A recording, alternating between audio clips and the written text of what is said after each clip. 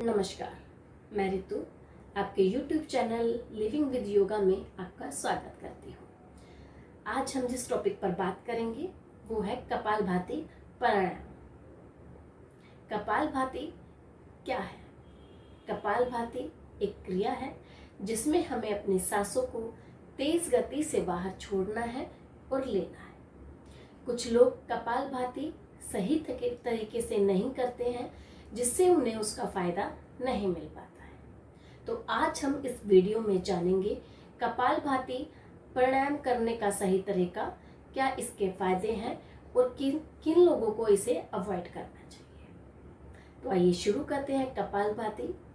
कपालभाति आप किसी भी मुद्रा में कर सकते हो। सुखासन में जिस मुद्रा में आज मैं बैठी हूँ ये है सुखासन। आप इसे सुखासन में भी कर सकते हो, आप इसे पद्मासन में कर सकते हो, वज्रासन में भी कर सकते हो। जिस भी मुद्रा में आपको कंफर्ट हो, जिसमें आप कंफर्ट होकर आप बैठ सकते हो बिल्कुल रिलैक्स होके, आप उस मुद्रा में आप इसे कीजिए।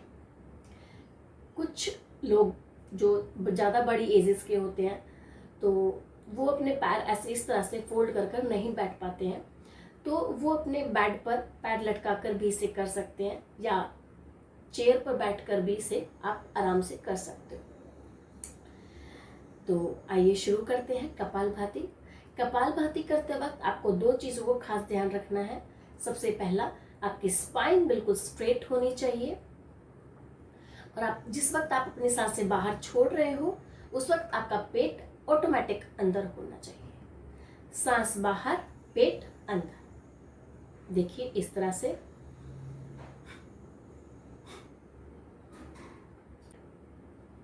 कपालभाति आपको 3 राउंड में करना है।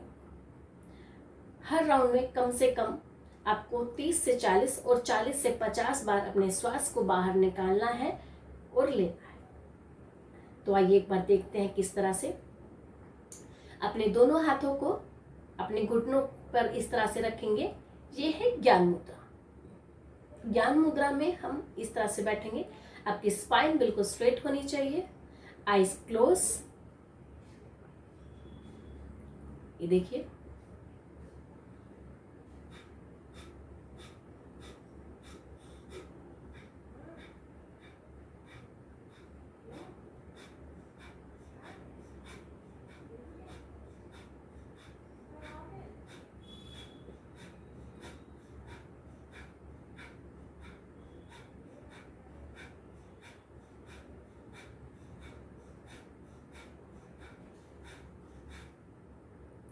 रिलैक्स।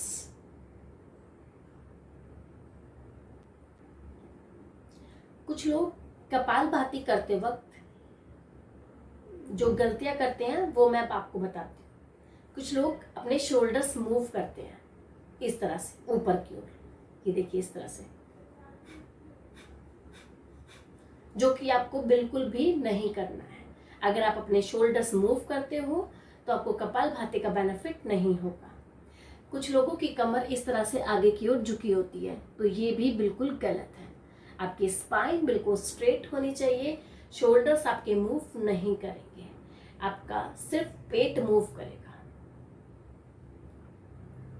तो इन चीजों का आपको खास ध्यान रखना है।